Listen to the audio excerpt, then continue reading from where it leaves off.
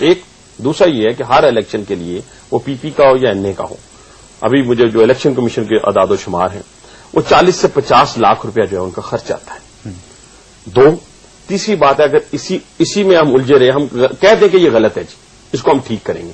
آپ آ جائیں کہ جو اس وقت آپ کی کرپشن ہو رہی ہے پولیس فاؤنڈیشن میں ہو رہی ہے، پی آئی اے میں ہو رہی ہے، اسٹیل مل میں ہو رہی ہے، اسرا لائسنسنگ میں ہو رہی ہے، آپ ادھر نہیں نہ آئیں گے تو لوگ پھر آپ کی طرف فوکس رہیں گے. اگر حکومت یہ کام نہیں کرے گی تو ساری کی سارا میڈیا بھی اور سارے کے سارے لوگ ہی آپ پہ انگلیاں اٹھائیں گے. جب آپ گڈ گورننس ڈیلیور نہیں کر رہے، یعنی میں ایک چھوٹی سی مثال دیتا ہوں. آج ایک ساتھی نے مجھے کہا ان کا پولیس فاؤنڈیشن کے ایم ڈی نے 15 لاکھ روپے کا اپنے نام پلاٹ رکھ لیا ہے، 1.5 کروڑ روپے اس پلاٹ کی قیمت ہے. آپ کہیں تو میں کل اس کے دستاویزات لے آتا ہوں. 1.5 کروڑ روپے اس پلاٹ کی قیمت ہے. یہ دوستوں کو نوازنے سے حکومتیں نہیں چلتی. دیکھیں نا ایزی تو یہ دیکھیں وہ بھی چھوٹی سی غلطی ہوگی نا، وہ بھی چھوٹی ایسے پارلیمنٹ چھوٹی چھوٹی غلطیاں کر رہے ہیں. ایک چیز چھوٹی سا سناتا ہوں، یہ لاسٹ 1996 کی بات ہے. ایک chief justice of some province اس نے یہ کہہ کے درخواست دی کہ میں بے گھر ہوں، پلاٹ لیا اور اس کے 10 پلاٹ تھے. فرنٹیئر پوسٹ میں اس کی باقاعدہ آپ جانتے ہوں گے، آپ صاف. اچھا میں نے آپ سے کاٹیا صاحب ایک منٹ روکیں، بریک پہ جانا ہے کاٹیا صاحب میں نے، لیکن آپ جج صاحب کا نام ضرور آپ سے پوچھنا ہے بریک کے بعد. نہیں گھبرائے نا، ڈرے نا، کم از کم آپ بہادر آدمی ہیں. ایک مقابلہ کریں حالات کا یہاں بنیں گے. ایک چھوٹی سی بریک اور بریک کے بعد واپس آتے ہیں. وقفے سے پہلے کاٹیا صاحب نے ایک انکشاف کیا تھا. انہوں نے یہ فرمایا کہ ججز جو ہیں، انہوں ججز کے بارے میں بات کر رہے تھے. انہوں نے کہا کہ لاہور ہائی کورٹ کے ایک جج تھے یا چیف جسٹس سے، یہ نہیں مجھے بتایا. انہوں نے کہا کہ انہوں نے ایک پلاٹ یہ کہہ کے لیا تھا کہ میرے پاس گھر نہیں ہے رہنے کے لیے اور کوئی جگہ نہیں ہے جہاں میں اپنے بچوں کو رکھ سکوں، اور لیکن اس کے باوجود 10 ان کے پاس پلاٹ تھے اور انہوں نے ایک جعلی حلف نامہ لکھ کے اور پلاٹ گورنمنٹ سے حاصل کر لیا. میں نے ان سے پوچھا تھا کہ میں جج صاحب کا نام ضرور پوچھوں گا وقفے کے بعد. جی کاٹیا صاحب نام بتا. جناب آپ یہ فرنٹیئر پوسٹ کی کاپیاں نکالیں، آپ کو سب معلوم ہو. نہیں اب دیکھیں 10 سال پرانی جا کر نکالنا مشکل ہو جائے گا. آپ کے پاس جرأت کا مظاہرہ کریں، جرأت کا مظاہرہ کریں، آپ ہمت کریں.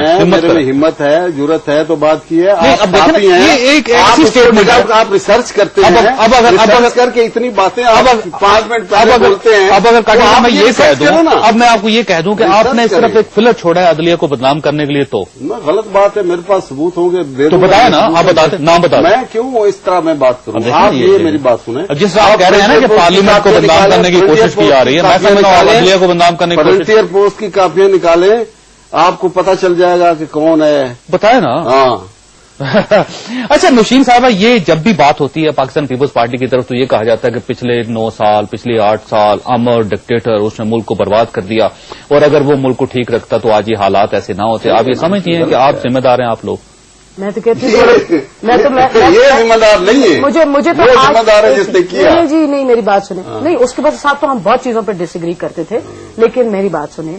مجھے یہ نہیں سمجھ آتی کہ ان کا ایکسکیوز ہمیشہ یہ ہوتا ہے کہ جی یونیفارم اور عامر اور ڈکٹیٹر. آپ مجھے بات یہ بتائیں کہ Z a Bhutto started off from کیا ہے سکندر مرزا کے وقت وہ کامرس کامرس منسٹر تھے. ایک سیکنڈ نا، کامرس منسٹر تھے. ایوب کے وقت وہ فارن منسٹر بن گئے. اس کے بعد ماشاءاللہ ایڈمنسٹریٹر بن گئے.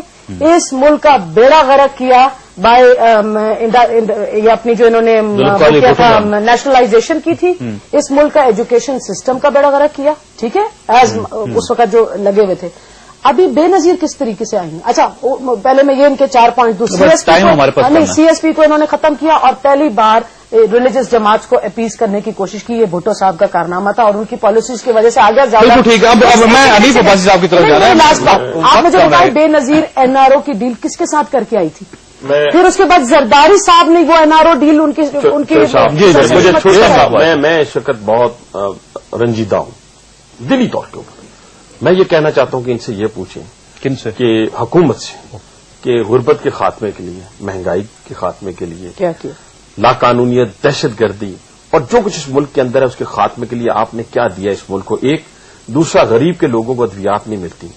میرے سامنے آج ہم گورنمنٹ پنجاب میں بھی بیٹھ کے دعوے دار ہیں کہ ہم مفت ادویات دے رہے ہیں، لیکن نہیں دے پا رہے.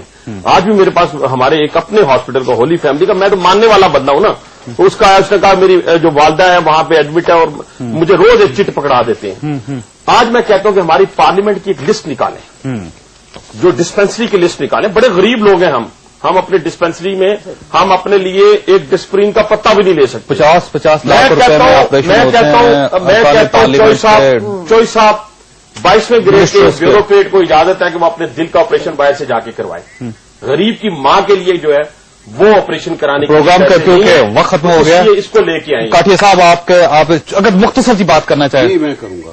بات یہ کہ انہوں نے کہا کہ کیا ہم نے دہشت گردی کا خاتمہ کیا. میں لمبا ہو جائے گا. وقت ختم ہو گیا. 18ویں ترمیم خلاف فرید کاٹیا صاحب جو نہیں کی اور محمد علیف عبادی صاحب اور نوشین سعید صاحب, ہم تینوں کا شکر گزار ممنون. وسط آج ہمارے وفاقی وزیر تعلیم سردار آصف احمد علی نے بڑا دلچسپ بیان دیا.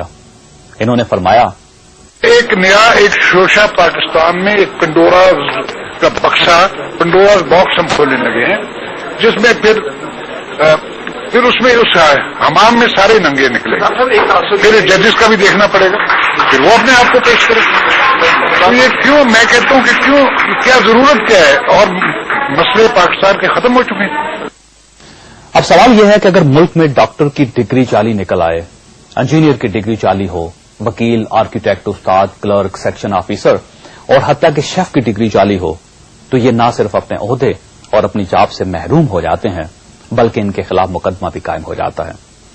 ہم نے آج تک کسی جعلی ڈگری ہولڈر ڈاکٹر کو فارغ کرتے ہوئے یہ نہیں سوچا کہ اس سے پنڈورا باکس کھل جائے گا, یا ملک میں ڈاکٹروں کی قلت ہے چنانچہ اس کو چلنے دے, ایک ڈگری سے کیا قیامت آ جائے گی, وغیرہ وغیرہ. لیکن جب ارکان اسمبلی کی باری آتی ہے تو ہمیں پنڈورا باکس بھی یاد آ جاتا ہے اور قیامت بھی. کیوں؟ شاید اس لیے کہ اس ملک میں اقتدار کے لیے اب سب کچھ جائز سمجھا جاتا ہے. قوم کو بلوچستان کے وزیر اعلیٰ کی بات پر اتنی شرم نہیں آئی تھی جتنی شرم ہم آج وزیر تعلیم کے خیالات سن کر محسوس کر رہے ہیں. اللہ تعالیٰ آپ اور آپ کے اہل خانہ کو سچ بولنے اور سچ سننے کا حوصلہ عطا کرے. اللہ حافظ.